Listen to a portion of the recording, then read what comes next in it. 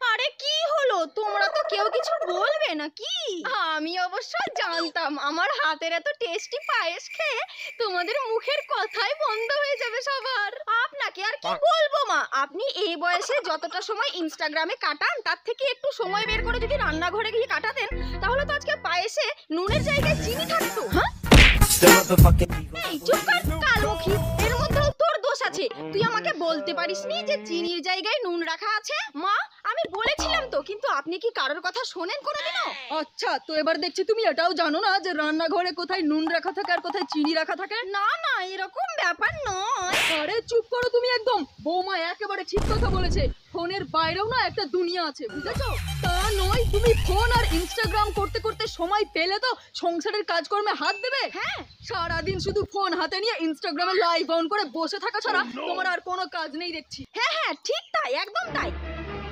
ছেড়ে দে না ভাই, কেন বকাঝকা করছিস এভাবে? আরে ভাই তুই চুপ কর তো, তুই আছিস বলে তো এতক্ষণ ধরে আমি ওকে সহ্য করছি, না হলে জানি না আমি এতক্ষণ কি করতাম ওকে। কোথা থেকে চলে এসেছে আমার ইনস্টাগ্রাম ওয়ালি। এই চলো তো বৌমা, চলো আমাকে খেতে দেবে। আচ্ছা বাবা ঠিক আছে।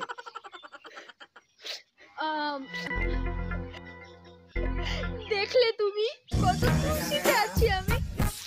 আমি সরি। আরে লক্ষণ, তুমি এর আগেও আমাকে এই কথাটাই বলেছিলে, আমাকে এই বিয়ে করার জন্য জোর করেছিলে। দেখো এখন তো এসব কথা বলে আর কোনো লাভ নেই, তাই না? ও আমি তো ভুলে গেছিলাম, তুমি তো সমস্ত কাজ লাভ লোকসান ভেবে করো। আরে তুমি ভুল বুঝছো আমাকে। নিজের স্বার্থের জন্য তো তুমি আমার ভালোবাসার গলা টিপে খুন করেছো, তাই না? না না, এরকম কিছুই নয়। হ্যাঁ এটাই ঠিক, এত বছর পরে দেখা হলো তাও তুমি আমার সাথে ভালো করে কথা পর্যন্ত বলো না। আমি আজকে আসছি, হ্যাঁ আবার পরে আসছি আমি। তোমার তো ছেড়ে যাওয়ার অভ্যাসটাই আছে, 45 বছর আগেও তুমি এইভাবে আমাকে ছেড়ে চলে গেছিলে।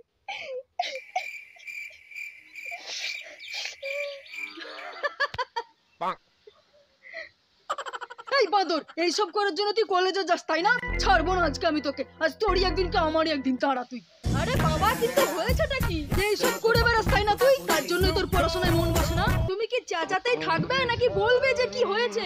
আরে আরে আরে কি হয়েছে, কেন বকছো আমার রাজকুমারকে তুমি? আরে তুমি তো একে মাথায় করে তুলে রেখেছো না, দিন দিন আসপদ্দাটা তো তোমার জন্যই পেয়ে যাচ্ছে।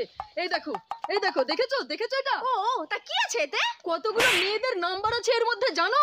সুনিতা, করিনা, বিপাশা, প্রিয়া, এই কতগুলো নাম্বার নিয়ে ঘুরছে মেয়েদের, দেখেছো? এই বয়সে ও মেয়েদের নাম্বার পকেটে নিয়ে ঘুরছে, তার মানে ভেবেছো ব্যাপারটা কি? হ্যাঁ তো কি হয়েছে, এই বয়সে মেয়েদের নাম্বার রাখবে না তো কি সাধু বাবাদের নাম্বার রাখবে নাকি? আরে তুমিও তো ওর হয়ে কথা বলছো দেখছি। আরে হ্যাঁ, কাউকে তো এই বাড়িতে একটা থাকতে হবে যে আমার ছেলের হয়ে কথা বলবে। আর এই সব জিনিসগুলো না আমি আমার শাশুড়ি মায়ের কাছ থেকে শিখেছি, বুঝলে? যখনই দেখো তখনই খালি খালি আমার ছেলেকে বকতে থাকে। যাও বাবা, তুই গিয়ে একটু আরাম কর ঘরে। হ্যাঁ মা, যাই। আরে দেখো তুমি কিন্তু এটা ভুল করছো, পরে কিন্তু তুমি খুব পস্তাবে, আমি বলে রাখলাম। এই দেখো, তুমি না একদম আমাকে ঠিক ভুল দেখাতে আসবে না। ভুলে গেছো সেই পুরনো দিনগুলোর কথা, যখন তুমি সারাদিন আমার বাড়ির সামনে গিয়ে ঘুরঘুর করতে? দূর, তোমার সাথে কেউ কথা বলে নাকি? তোমার সাথে কথা বলাটাই তো বেকার। আরে হ্যাঁ হ্যাঁ, যাও না, আমার সাথে কথা বলতে আসোই বা কেন? সারাদিন আমার কাজকর্ম নেই, আমি যেন ওনার সাথে একবার কথা বলার জন্য বসে থাকি। মা এই নিন, আপনার ওষুধ খাওয়ার সময় হয়ে গেছে। ও তো বউ রানী, এত কিছু করার পরে কাটা গায়ে নুনের ছিটে দিতে এসেছো? আরে না না মা, আমি লবণ কেন আনবো? আমি তো লবণ নিয়ে আসিনি। আমি তো এতো এক হাতে জল আছে আর এক হাতে আপনার জন্য ওষুধ এনেছি। আর তাছাড়া লবণ তো আপনারই বেশি প্রিয়, তাই জন্য হয়তো আপনি পায়েসের মধ্যে চিনি না দিয়ে নুন দিয়ে দিয়েছিলেন। কোনো ব্যাপার না মা, বেটার লাক নেক্সট টাইম। হ্যাঁ হ্যাঁ, এখন তুই মজা নিয়ে নে, কিন্তু একদিন দেখবি আমি এই পুরো ভারতবর্ষের মধ্যে না 1 নাম্বারের শেফ হব। হ্যাঁ, আর যেদিন আমি সবথেকে বড় শেফ হয়ে যাব না, সেদিন দেখবি আমি লক্ষণ বাবুর জন্য কত সুন্দর করে একটা টেস্টি খাবার বানাবো। মা, লক্ষণ আঙ্কেলের কথা বললেন সেই জন্য একটা কথা মনে পড়লো।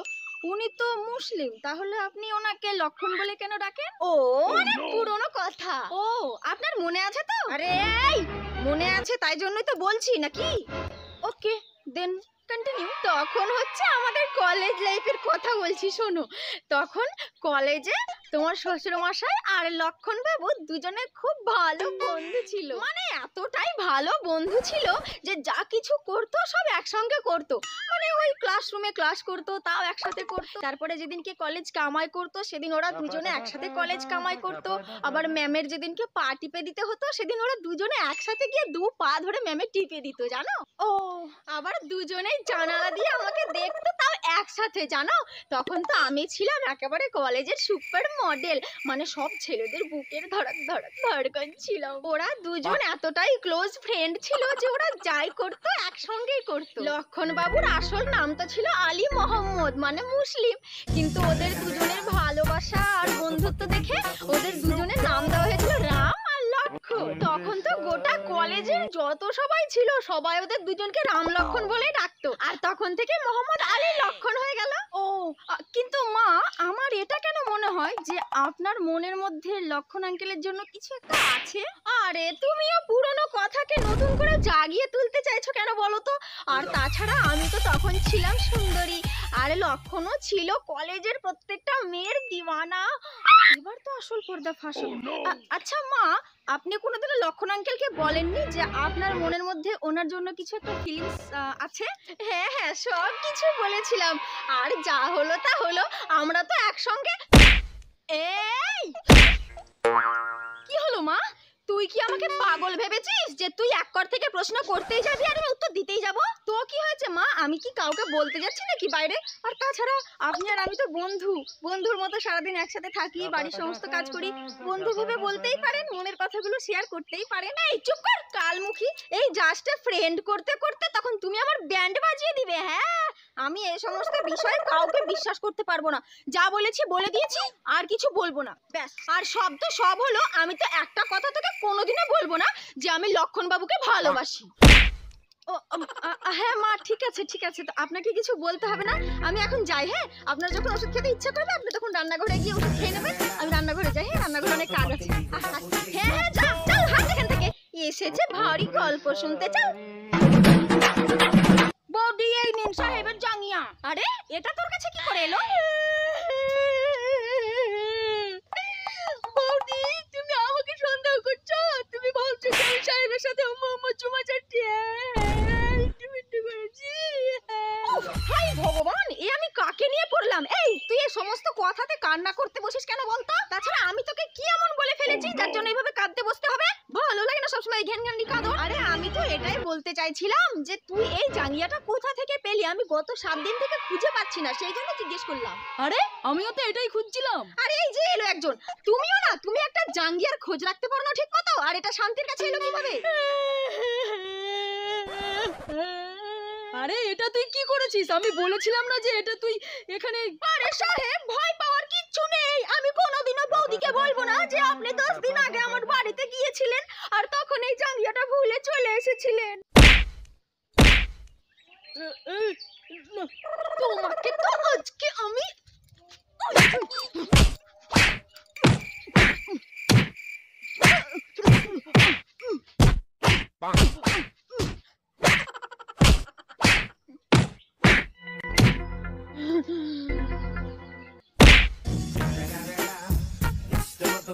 আসসালামু আলাইকুম ভাবিজি। আরে লক্ষণ বাবু, আপনি আসুন না, এসে বসুন না, ঘরে আসুন। एक प्यार का नगमा है, मौजों की रवानी है, जिंदगी और कुछ भी नहीं, तेरी मेरी कहानी है।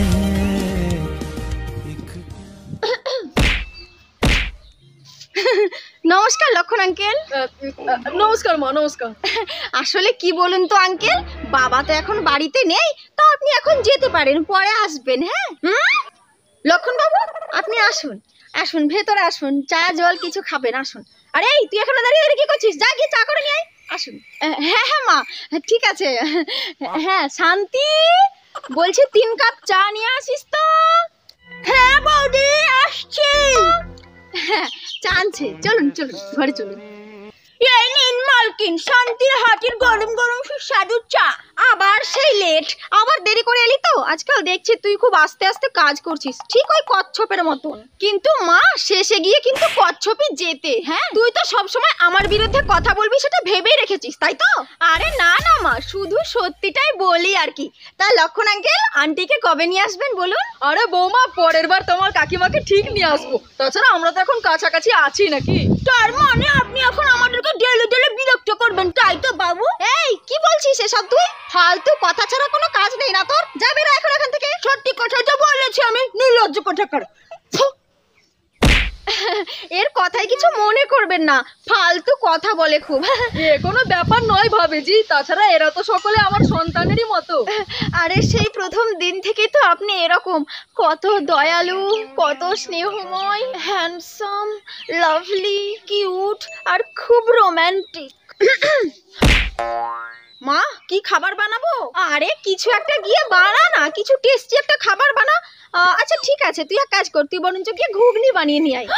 আরে মা, আপনি ঘুগনি খাবেন? ওই মটরের জিনিস ওসব খাবেন না মা। দেখেছেন তো আপনার শরীরের কি অবস্থা, কত ফ্যাট জমেছে শরীরে। আরে হ্যাঁ, এই কথাটা তো তুই একটা ভালো কথা বলেছিস। আমার তো দিন দিন ফ্যাট বেড়েই চলেছে। ঠিক আছে, তুই এক কাজ কর, তুই হালকা কিছু বানিয়ে নিয়ে যা। আরে মা, সে আপনি বললে তো আমি সমস্ত রকমের খাবার বানিয়ে এনে আপনার সামনে হাজির করে দেব। আপনি এটা ভাববেন না যে আলিশির ঠেলায় আমি খাবার করতে যাচ্ছি না। আসলে কি বলুন তো, আছে না ওই বলিউডের নায়িকারা, ক্যাটরিনা, করিশ্মা, নোরা ফাতেহি, ওরা তো ডায়েট মেনটেন করে, ওরা একদিন পর পর খাবার খায়। ওমা, তাই নাকি?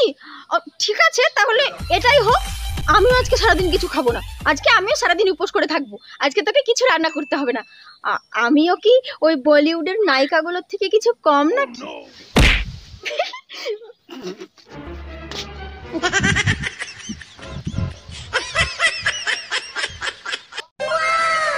হ্যালো গাইস, ভিডিওটা কেমন লাগলো সেটা অবশ্যই কমেন্ট করে জানাও। ভালো লাগলে অবশ্যই ভিডিওটিতে একটি লাইক, কমেন্ট আর শেয়ার তো অবশ্যই করে দেবে, কারণ তোমাদের একটি লাইক আর একটি কমেন্ট আমাদেরকে পরবর্তী ভিডিওগুলো করার জন্য অনেক অনেক অনেক উৎসাহ যোগায়। আর হ্যাঁ গাইস, এরকম আরো নতুন নতুন মজাদার ভিডিও দেখার জন্য আমার এই ছোট্ট চ্যানেলটিকে অবশ্যই সাবস্ক্রাইব করে পাশে থাকা বেল আইকনটিতে ক্লিক করে রাখো। তো আজকে আর বেশি বকবক করছি না, তোমাদের সঙ্গে দেখা হবে আবার পরবর্তী নতুন কোনো মজার ভিডিওতে। ততক্ষণ তোমরা সকলে সুস্থ থেকো, ভালো থেকো, বিন্দাস থেকো। Love you guys, by.